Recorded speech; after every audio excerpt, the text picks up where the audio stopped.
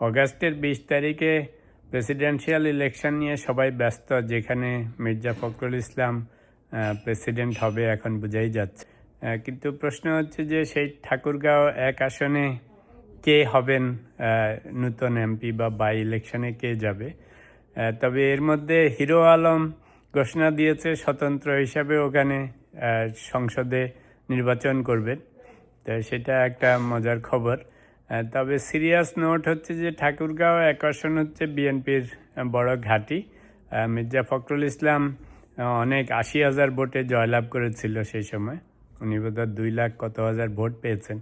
তো যাই হোক, মূল বক্তব্য হচ্ছে যে সেই আসনে কে হবেন বিএনপির প্রার্থী।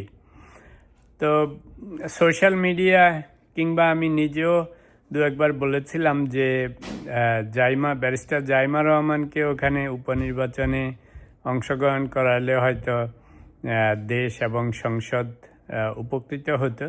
যেহেতু জাইমা রহমান লন্ডনে পড়াশোনা করেছে, ব্যারিস্টারি পড়েছে, আইন পড়েছে, তো সেটা হয়তো আমাদের সংসদে কাজে লাগতো। তো শুধু যে আইন পড়লেই কাজে লাগবে বা ব্যারিস্টার হলেই যে কাজে লাগবে তা নয়। তবে জাইমা রহমানের জন্য পক্ষে এবং বিপক্ষে নানা রকমের ভালো এবং খারাপ দিক আছে। ভালো দিক যেমন হতে পারে যে Zaima Rahman young, energetic, socialise করতেছে সব জায়গায়, রাজনীতিতে আগ্রহ আছে বলে মনে হচ্ছে, তারপরে শিক্ষিতা, এগুলি হচ্ছে ওর ভালো দিক।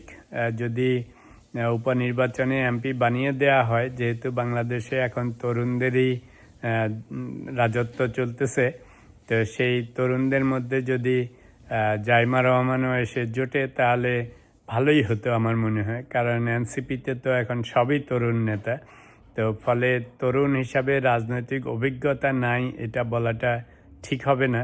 কারণ যারা এখন সংসদে নাহিদ, হাসনাত আবদুল্লাহ বা অন্যান্য যারা আছে ইয়াং জেনারেশনের, এদের তো কোনো রাজনীতির অভিজ্ঞতাই ছিল না বলতে গেলে। তো তারা তো সব সংসদ সদস্য হয়েছে। তো সেই হিসাবে জাইমা রহমানও তরুণদের প্রতিনিধিত্ব করতে পারে। কিন্তু বিপক্ষে প্রবলেম হচ্ছে যে যেহেতু জাইমা রহমান তারেক রহমানের মেয়ে, তো সেই পুরনো কিচ্ছা আবার উঠতে পারে যে পরিবারতন্ত্র বা নিজেদের মধ্যে থেকে নিচ্ছে রাজতন্ত্র, এ সমস্ত কথা উঠবে। আরেকটা কথা উঠবে যে ঠাকুরগাঁয়ে হয়তো লোকাল যারা এতদিন ধরে রাজনীতি করে আসছে বিএনপির, তারা বঞ্চিত হবে, সেটাও হতে পারে। তো এই বিশেষ করে পরিবারতন্ত্র জিনিসটাই হয়তো বড় আকারে দেখা দিতে পারে। এছাড়া এমনি জাইমা রহমানকে যদি ইন্ডিভিজুয়ালি কনসিডার করেন আমাদের অন্যান্য তরুণ নেতৃত্বের মতো, তাহলে হয়তো she is eligible and she is fit for this seat. তা আমি পার্টিকুলারলি বলবো যে যেহেতু সংসদে যাচ্ছে, কোনো মন্ত্রী মিনিস্টার হচ্ছে না, সংসদে থাকবে ৩০০ জনের মধ্যে একজন, তো হয়তো বাপ আর মেয়ের প্রাইম মিনিস্টার এবং প্রাইম মিনিস্টার মেয়ের কনফ্লিক্ট অফ ইন্টারেস্ট খুব বেশি হবে না। আরও একটা হচ্ছে যে বিএনপির যেহেতু সংসদের সুপার মেজরিটি, তো ফলে এমন না যে জাইমা রহমানের ভোটটা কাস্টিং ভোট হিসাবে দেখা দিবে। কাস্টিং ভোট হচ্ছে যখন ইকুয়াল হয়, একজনের জন্যই ডিসিশন চেঞ্জ হয়ে যায়, সেরকম ঘটনা না। ও সুপার মেজরিটির মধ্যে একটা ভোট দিলেও যা ফলাফল হবে, না দিলেও তাই হবে।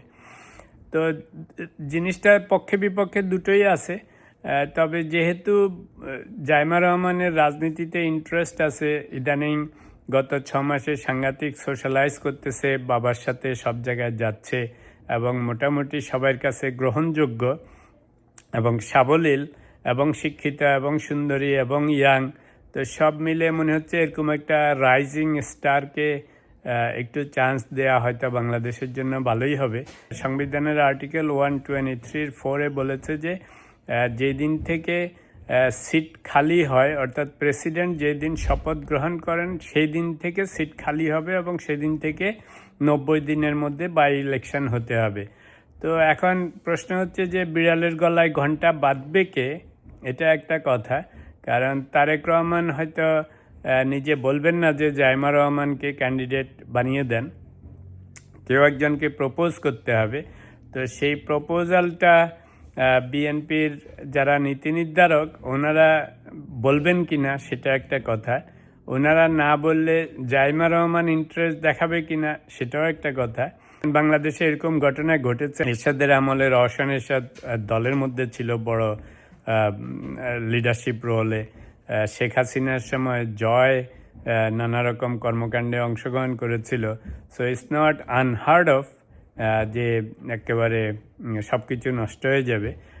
যেহেতু তারেক রহমান সাহেব স্ট্রিক্টলি অনেস্টি দেখাচ্ছেন, নিজে অনেক সুযোগ সুবিধা কিছু নিচ্ছেন না, তো সেই ক্ষেত্রে জাইমা রহমানকে দিলে এবং জাইমা রহমান যদি সে স্ট্যান্ডার্ড মেনটেন করে, I don't see any issues. আপনাদের কি মনে হয়?